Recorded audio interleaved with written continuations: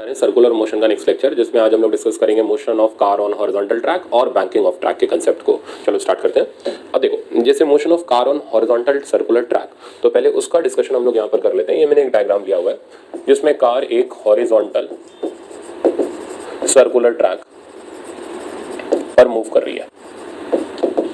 तो ये इस तरीके से पूरा आप इसका एक सर्कल अज्यूम कर लो। अब कार के मूवमेंट के लिए कौन कौन सी फोर्सेस नेसेसरी होती हैं, कैसे ये कार मूव कर रही है, उसका क्या कंसेप्ट है और इसकी मैक्सिमम स्पीड क्या है, हम इस पे काम करने जा रहे हैं। तो आप ध्यान से देखना। मान लो इस सर्कुलर ट्रैक का रेडियस r है। इस ट्रैक पर ये जो गाड़ी चल रही है वो भी स्पीड से चल रही है, ठीक है। अब हमें ये पता करना है कि ये गाड़ी के चलने के पीछे कौन कौन सी फोर्सेस काम कर रही हैं, इसकी मैक्सिमम स्पीड क्या होगी। तो आपने देखा होगा गाड़ी जब चलती है ट्रैक पर, तो हर सर्कुलर ट्रैक पर एक स्पीड लिमिट लिखी होती है कि भाई 40 kilometre per our, 60 kilometre per our. तो वो क्या स्पीड लिमिट क्या है, मैक्सिमम स्पीड क्या है, उसका सिग्निफिकेंस क्या है, वो मैं देखना चाह रहा हूँ। तो सर्कुलर मोशन में तो हम एक ही काम करने के लिए फेमस है कि चलो बोरिया बिस्तरा उठाओ और एक्सेस के ऊपर बैठ जाओ। तो यहाँ पर भी हम वही काम करते हैं, एक्सेस के ऊपर बैठते हैं। एक्सेस के ऊपर बैठते साथ ही सबसे पहले इस गाड़ी के ऊपर बाहर की तरफ लगेगी सूडो फोर्स।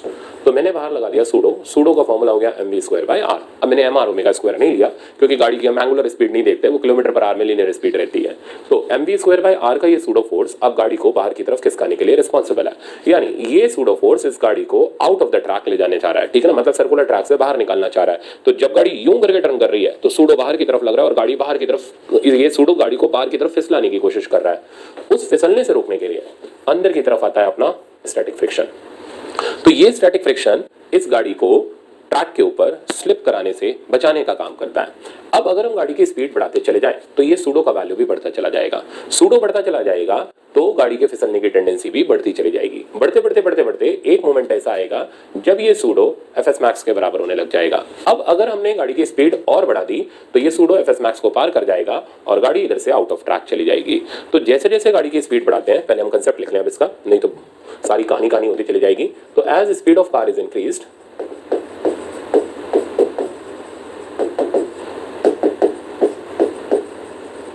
सूडो फोर्स जिसका वैल्यू है mv²/r also increases, due to which car leaves track या कार skids यानी फिसलना in outward direction. To prevent this skidding,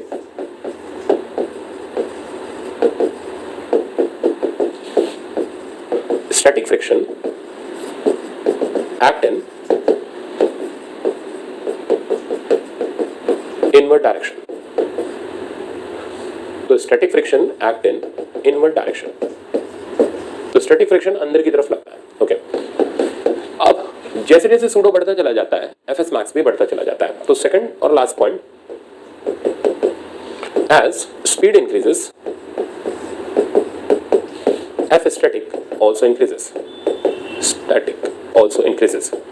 अब आते हैं मैक्सिमम स्पीड के कंसेप्ट पर। अब जब गाड़ी अपनी टॉप स्पीड पर चल रही होगी, मैक्सिमम स्पीड पर चल रही होगी, यानी ये सूडो इतना ताकतवर होगा कि ये गाड़ी को बस बाहर की तरफ फिसलाने वाला होगा। तो मैक्सिमम स्पीड का कंसेप्ट क्या है कि इस स्पीड पर गाड़ी की स्लिपिंग बस स्टार्ट होने वाली है। तो इस स्पीड पर कार आउटवर्ड डायरेक्शन में स्लिप होने वाली है।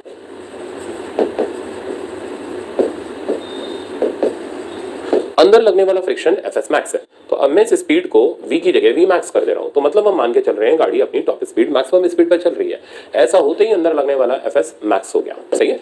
अब क्या होगा, अगर जरा सी भी स्पीड बढ़ा दी तो गाड़ी बाहर की तरफ चली जाएगी। तो टू प्रिवेंट स्किडिंग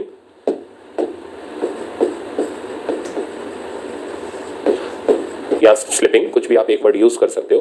तो to prevent skidding this mv_max² must be less than equals to fs max. अब fs max का वैल्यू हम यहाँ सब्स्टिट्यूट कर देते हैं। तो mv_max² is less than equals to fs max का फॉर्मूला हो गया μs n की वैल्यू यहाँ पर mg के बराबर हो गई। m से m वाला डाटा कैंसिल हो गया और v max यहाँ गाड़ी की स्पीड की वैल्यू मेरे पास आ गई less than equals to √μs r की। तो गाड़ी की maximum speed under root mu S R G से कम होनी चाहिए या जस्ट बराबर होनी चाहिए। तो लिमिटिंग स्पीड या क्रिटिकल स्पीड या मैक्सिमम स्पीड का लिमिटिंग वैल्यू आ गया, वो आ गया मेरे पास under root mu S R G. तो अगर आप सेफ टर्न लेना चाहते हो तो सेफ टर्न लेने के लिए गाड़ी की स्पीड इस मैक्सिमम स्पीड से कम होनी चाहिए, ठीक है ना। अगर ज्यादा हो गई तो गाड़ी बाहर की तरफ स्किड कर जाएगी। तो किसी भी हॉरिजॉन्टल सर्कुलर ट्रैक पर ये वो स्पीड होती है जो स्पीड लिमिट के फॉर्म में लिखी हुई होती है कि भाई अगर आपने इससे ज्यादा स्पीड कर दी तो आपकी गाड़ी बाहर की तरफ फिसल जाएगी। पर अब इंडिया में सबको पता है कि डेयरिंग लोग होते हैं, ठीक है ना, इतनी स्पीड पे तो चला मैं ही चला लेता हूँ, फिर बाकी लोगों की तो बात ही क्या।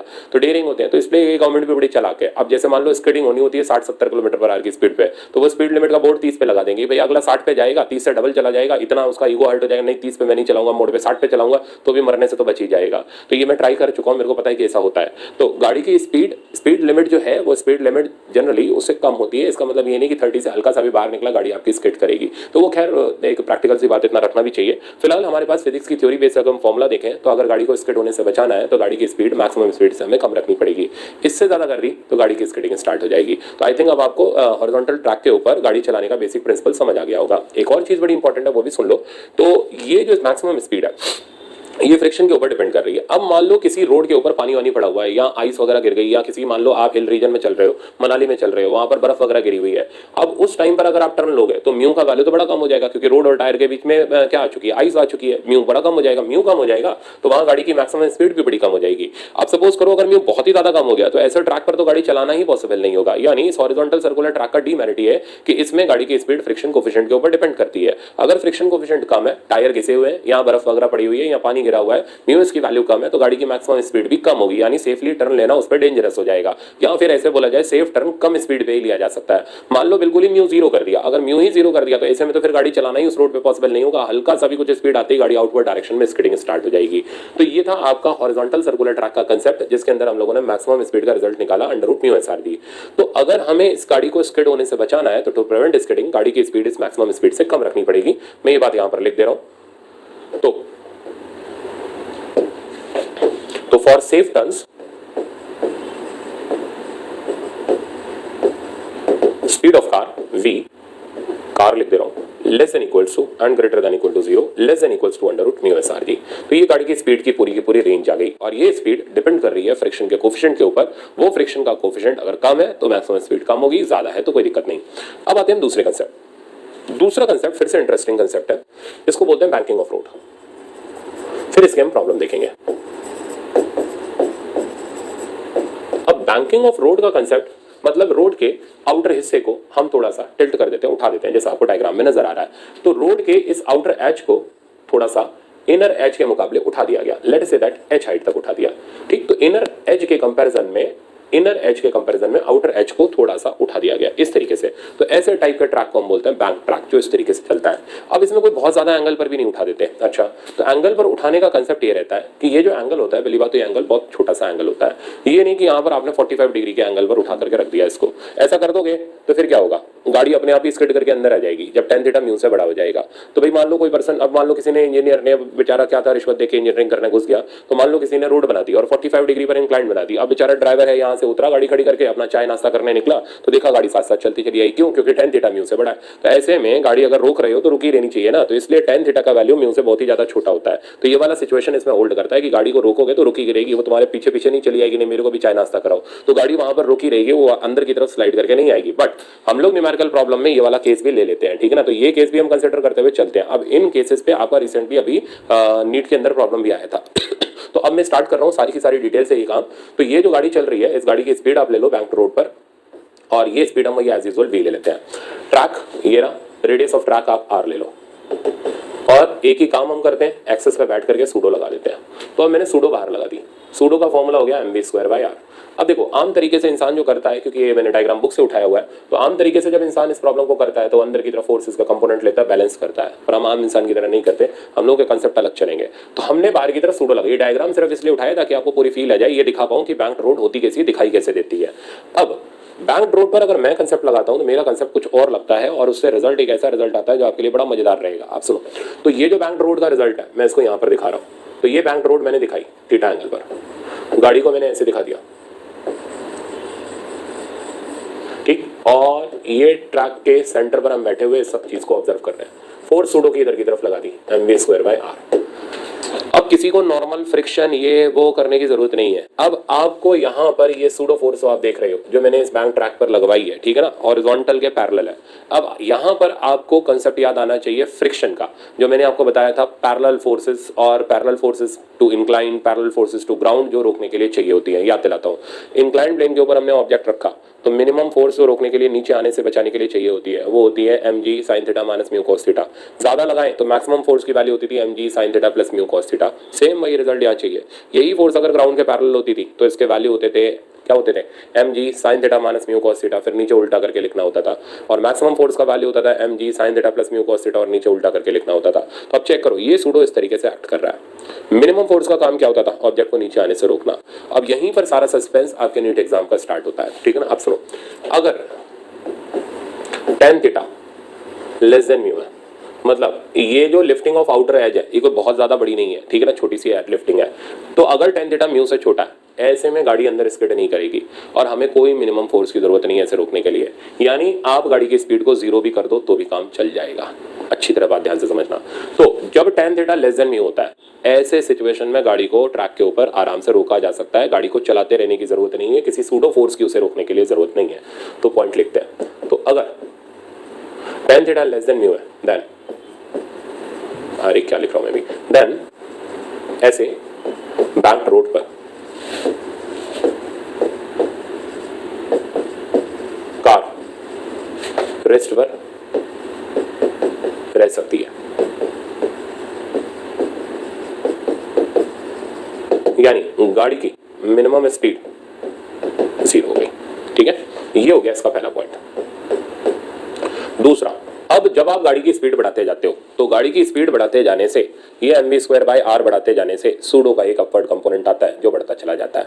अब सूडो का ये कंपोनेंट जब तक नीचे लगने वाले mg sin थीटा से कम रहेगा गाड़ी की नीचे जाने की टेंडेंसी रहेगी। आप ध्यान से समझना। तो जब तक सूडो का कंपोनेंट mg sin थीटा से कम रहेगा गाड़ी की नीचे जाने की टेंडेंसी रहेगी, फ्रिक्शन ऊपर लगता रहेगा।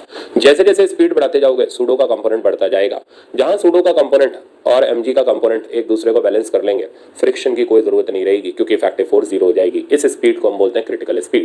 तो क्रिटिकल स्पीड बैंक ट्रैक पर वो होती है जिसमें कोई फ्रिक्शन नहीं चाहिए होता गाड़ी को चलाने के लिए। अगर यहाँ पर ट्रैक पूरी तरह स्मूथ हो गया तो ऐसे में भी गाड़ी आराम से यहाँ स्किड करती हुई चली जाएगी, बाहर की तरफ नहीं जाएगी।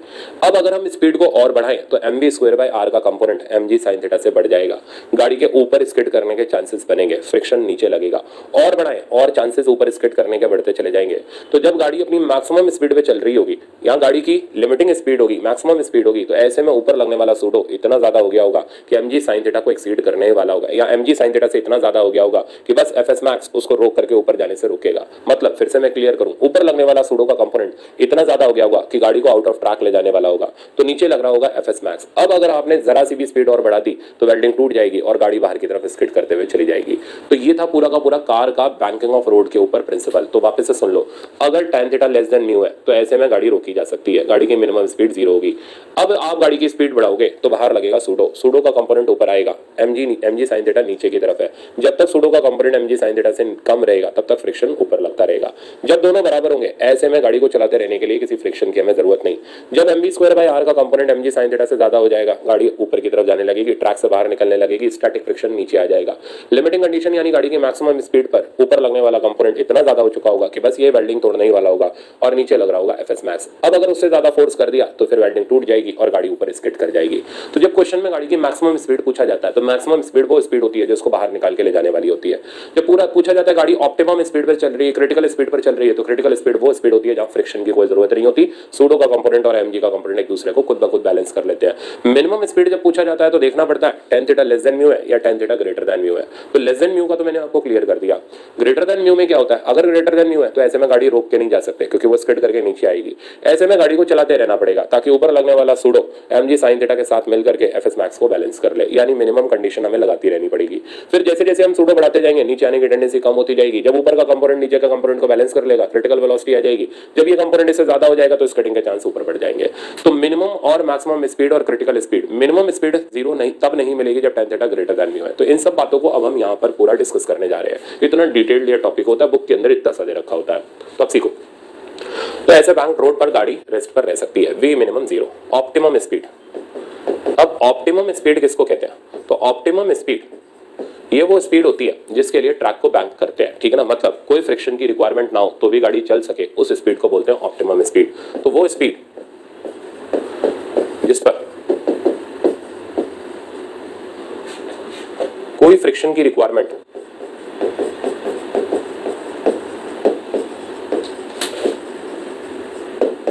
नहीं होती।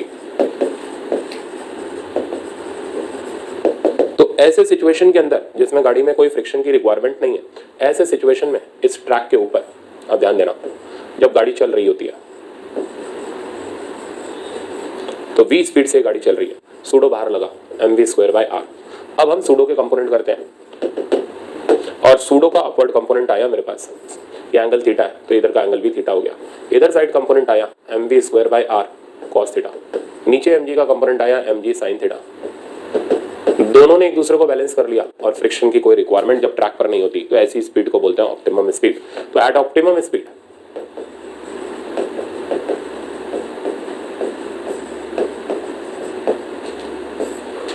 नीचे और ऊपर लगने वाला फोर्स एक दूसरे के बराबर होता है, यानी mv²/r cos theta is equals to mg sin theta. Friction zero होता है, ये ध्यान रखना, बार बार बोल रहा हूं मैं। यहां से हमारे पास tan थीटा की वैल्यू आती है और ये आ जाती है v²/rg, ठीक, जहां पर थीटा को बोलते हैं एंगल ऑफ बैंकिंग। तो अगर हमें एंगल ऑफ बैंकिंग निकालना हो या ट्रैक का बैंकिंग का एंगल निकालना हो या ऑप्टिमम स्पीड निकालनी हो तो दो बातें पता होनी चाहिए, एक तो रेडियस पता होना चाहिए और अगर थीटा निकालना है तो स्पीड पता होनी चाहिए। तो अगर गाड़ी की ऑप्टिमम स्पीड और रेडियस दे दिया जाए, इसका मतलब वो चाहता है आप ट्रैक का बैंकिंग का एंगल निकाल लो, और ट्रैक का बैंकिंग का एंगल और रेडियस दे दिया जाए तो वो चाहता है कि भाई आप ऑप्टिमम स्पीड निकाल लो। तो track is bank for optimum speed, optimum speed के लिए बैंक्ड होता है। अब हम काम करते हैं इसकी मैक्सिमम स्पीड पर। तो अगर आप गाड़ी की मैक्सिमम स्पीड निकालोगे, मैं इसी पेज पे कर रहा हूँ, बाद में इसको थोड़ा कंप्रेस करके मैं दे दूंगा आपको। ओके, तो पार्ट सी, अब हम गाड़ी की मैक्सिमम स्पीड पर काम कर रहे हैं। तो जब आप गाड़ी की मैक्सिमम स्पीड निकालोगे, अब इस वक्त होगा क्या,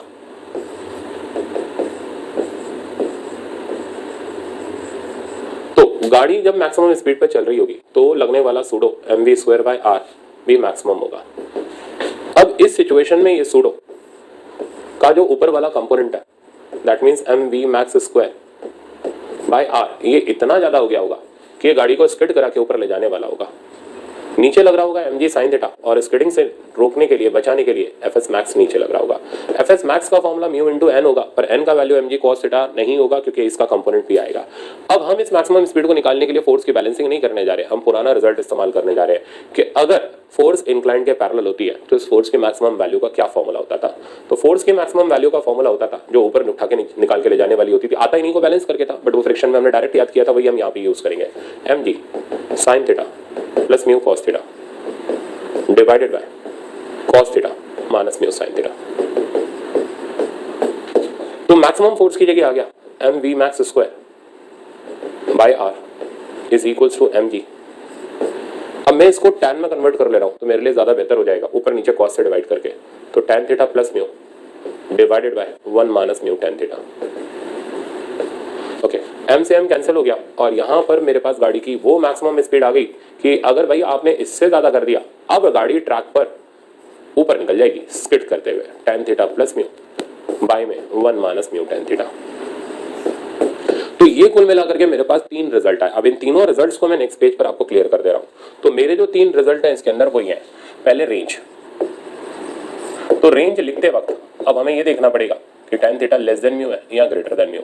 कुछ नहीं दे रखा तो फिर हम लेस देन म्यू ही लेते हुए चलेंगे। हम मान के चलेंगे कि भाई ट्रैक ऐसा है कि जिस पे गाड़ी अपने आप नीचे नहीं आती।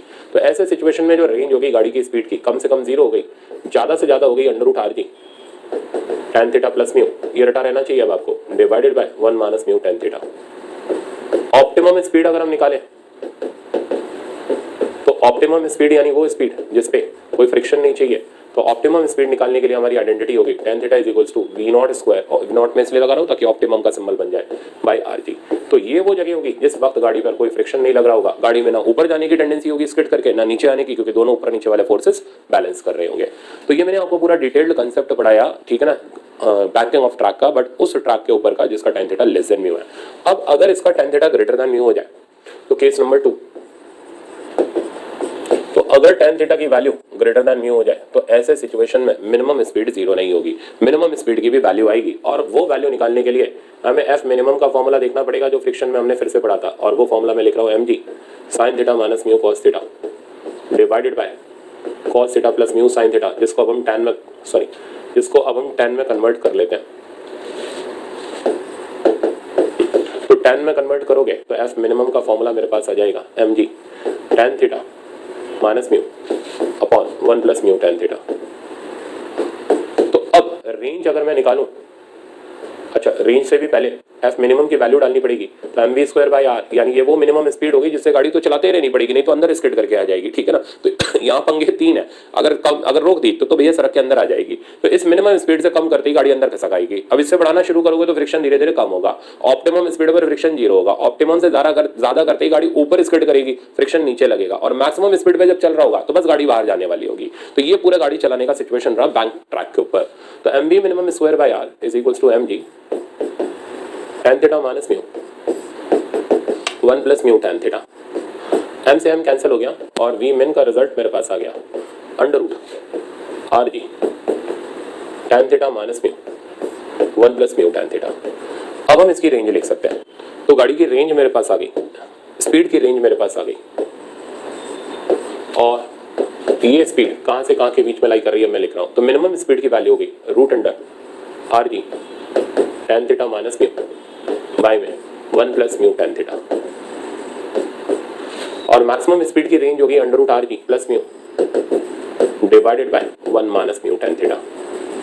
ऑप्टिमम स्पीड अगर मैं लिखूं तो ऑप्टिमम स्पीड होगी मेरे पास, निकालने का तरीका वही same, tan theta is equals to V naught square by R G. तो चलो अब इसके हम लोग प्रॉब्लम देखते हैं बेटा। और पहला प्रॉब्लम ये है हमारा, a circular track has a radius of 20 metre. तो एक ट्रैक का रेडियस आपको 20 मीटर दे रखा है, बैंकिंग एंगल दे रखा है 45 डिग्री, ठीक है ना। Then the optimum speed. अब ऑप्टिमम स्पीड हम लोगों ने अभी क्या सीखी थी, मतलब वो स्पीड जिस पे ट्रैक पर कोई फ्रिक्शन ना लगे, ऊपर लगने वाला सूडो का कंपोनेंट नीचे लगने वाले mg sin थीटा को बैलेंस कर ले। तो ऑप्टिमम स्पीड के लिए tan थीटा को लगाया हमने v square by R G, और यहाँ से हम ऑप्टिमम स्पीड कैलकुलेट कर लेंगे और इसकी वैल्यू आ जाएगी under root R G tan theta. इस ऑप्टिमम स्पीड से अगर स्पीड ज्यादा होगी तो गाड़ी ऊपर स्किड करेगी, फ्रिक्शन नीचे लगेगा, और अगर इससे कम होगी तो देखना पड़ेगा tan theta less than mu है या नहीं है। अगर tan theta less than mu है तो गाड़ी नीचे आएगी, ठीक है ना, और फिर फ्रिक्शन ऊपर की तरफ लगेगा। तो v की वैल्यू होगी under root R G tan theta. Simplify करने पर मिलेगा आर जी का वैल्यू मेरे पास अवेलेबल है 20, जी हो गया 10, और tan थीटा की वैल्यू हो गई 45 डिग्री यानी 1। तो रूट 200 आ गया, रूट 200 का मतलब हो गया 10 रूट 2, और यूनिट आ गया मीटर पर सेकंड, रूट 2 हो गया 1.4, तो इसको सिंप्लीफाई करोगे तो ये आ जाएगा 14 मीटर पर सेकंड गाड़ी का ऑप्टिमम स्पीड हो गया। तो गाड़ी की स्पीड जब 14 से ज्यादा होगी तो ऊपर स्किड करेगी, 14 से कम होगी तो नीचे की तरफ आएगी, ठीक है ना, और फ्रिक्शन दोनों सिचुएशन में या तो अंदर या बाहर की तरफ लगेगा। अब इसी तरीके का एक और प्रॉब्लम देखते हैं। अब ये कह रहे हैं road is 8 metre wide, okay, तो सड़क की चौड़ाई दे रखी है 8 metre, its average radius of curvature is 40 metre and the outer edge is above the lower edge, मतलब बैंक्ड रोड है। तो मैं इसका पहले डायग्राम बनाऊं। तो रेडियस ऑफ ट्रैक 40 मीटर है, रोड चौड़ाई है रोड का, ये विड्थ है 1 मीटर, जो कि इनर एज से थोड़ी सी ऊपर है, और इसकी हाइट दे रखी है आपको 1.28 मीटर। तो ये सब क्यों दे रखा है, इस सब से आप थीटा निकाल सकते हो, और थीटा निकाल करके फिर आप आगे पूछा क्या गया है, find the velocity of vehicle for which the road is most suited for, इसकी स्पेलिंग गड़बड़ हो गई, for which the road is most suited for. तो अब हमें पता करना है कि रोड किस स्पीड के लिए मोस्टली सूटेड है, मतलब जिस पे कोई फ्रिक्शन की रिक्वायरमेंट ना हो, यानी ऑप्टिमम स्पीड निकालनी है। तो इस एंगल को मैंने थीटा ले लिया। अब जैसे आप देख रहे हो ये हाइट बहुत कम है और ये चौड़ाई बहुत ज्यादा है, तो हम ये मान करके चल रहे हैं tan theta is approximately equals to sin theta is equals to 1.28 divided by 8। तो ये मेरे पास रिजल्ट आ गया। सिंप्लीफाई करेंगे तो नीचे 800 आ जाएगा, ठीक है ना, और इसको अगर आप कैंसिल आउट करोगे तो 8 से कट जाएगा, 8 1 जा और 8 6 जा 48, और नीचे आ गया 100, यानी 16/100 आ गया।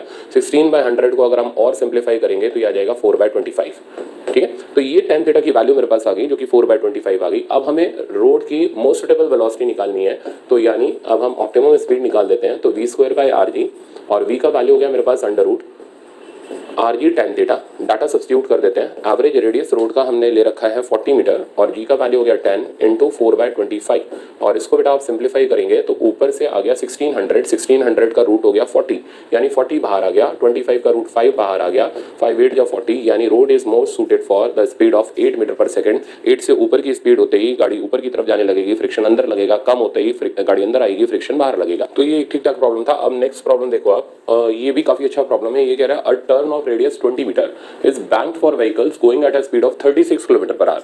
तो रेडियस ट्रैक का हमें दे रखा है 20 मीटर और ऑप्टिमम स्पीड उसकी दे रखी है 36 kilometre per hour. If the coefficient of static friction is 0.4 तो म्यू एस का value 0.4, what are the possible speed so that it neither slips down nor goes up. तो ये अच्छा सवाल है। अब देखो इसको कैसे करेंगे। सबसे पहले हम tan थीटा निकाल लेते हैं ऑप्टिमम स्पीड से। tan थीटा का फॉर्मूला हो गया v²/rg। अब v की वैल्यू हमारे पास अवेलेबल है 36 किलोमीटर पर आवर, जिसको हम कन्वर्ट कर लेते हैं मीटर पर सेकंड में। तो ये आ जाएगा हमारे पास 10 मीटर पर सेकंड। आर हमें पता ही है रेडियस ऑफ सर्कुलर ट्रैक वो दे रखा है 20 मीटर। तो यहाँ से tan थीटा की वैल्यू मेरे पास मिल गई, ये आ गया 100, नीचे आ गया बेटा अपने पास 200, ये यहाँ से गया, बचा मेरे पास 1/2। तो अब इस प्रॉब्लम का tan थीटा यानी ट्रैक का एंगल ऑफ बैंकिंग हमारे पास अवेलेबल है जो है 0.5 और म्यू एस का वैल्यू अब इसके सामने है 0.4। इस बात का मतलब ये निकला कि tan theta is greater than mu S है। इसका मतलब ये निकला हम गाड़ी रोक के ट्रैक पे नहीं जा सकते, नहीं तो वो स्लाइड करते हुए अंदर की तरफ आ जाएगी। यानी इस गाड़ी की मिनिमम स्पीड भी होगी और मैक्सिमम स्पीड भी होगी। अब आप मिनिमम और मैक्सिमम दोनों कैलकुलेट करने वाले फॉर्मूले लगाओ। तो मिनिमम स्पीड का फॉर्मूला हो गया RG, अब tan थीटा माइनस म्यू और नीचे उल्टा करके 1 प्लस म्यू tan थीटा, ये हो गया मिनिमम स्पीड का फॉर्मूला। लाइकवाइज इसी तरह मैक्सिमम स्पीड के लिए निकालोगे तो वो हो जाएगा √RG tan theta plus mu divided by 1 minus mu tan theta. तो ये दोनों स्पीड के हमारे पास फॉर्मूले आ गए, एक मिनिमम का और एक मैक्सिमम का। अब हमें इसमें डाटा पुट करना और सिंप्लीफाई कर देना है। तो वी मिन का वैल्यू हो गया √RG, √RG हो गया 200, tan थीटा 0.5 था, तो 0.5 माइनस 0.4, तो ये तो बचा 1 डिवाइडेड बाय 1 प्लस 0.5 इंटू 0.4। अब इसको हम सिंप्लीफाई करते हैं, देखते हैं कितना आता है। तो सिंप्लीफाई करें तो वी मिन का वैल्यू मेरे पास आया √200 को पढ़ा रहने देते हैं और इसकी जगह बेटा अपने पास बचा 0.1, नीचे आया 5 4 जा 20, तो ये हो गया 0.2, तो नीचे आ गया 1.2। 1.2 से ये 0.1 कटा, नीचे 12 आ गया। अब इसको काट पीट के खत्म कर देते हैं। तो ये हमारा कैंसिल आउट हो जाएगा 4 से, तो 4 3 जा 12 और इधर आ जाएगा 4 5 जा 20। तो √50/3 ये इस ट्रैक के ऊपर किलोमीटर पर आवर में तो नहीं, हाँ ये मीटर पर सेकंड में आ रहा है। तो ये इस ट्रैक के ऊपर गाड़ी की मिनिमम स्पीड हो गई। अगर इससे नीचे गाड़ी चली तो वो स्लाइड करके अंदर की तरफ आ जाएगी। अब इसी तरह मैक्सिमम स्पीड पर काम करते हैं। तो वी मैक्स का फॉर्मूला हो गया √200, ओके 0.5 प्लस 0.4 यानी 0.9 बना और नीचे आ गया 1 माइनस 0.2 यानी ये 0.8 बना। ओके सिंप्लीफाई करने पर रिजल्ट मिला 200 9/8 और इसको फर्दर सिंप्लीफाई कर लो 4 से काट करके और 4 2 जा 8 और 50 आ गया 25 आ जाएगा।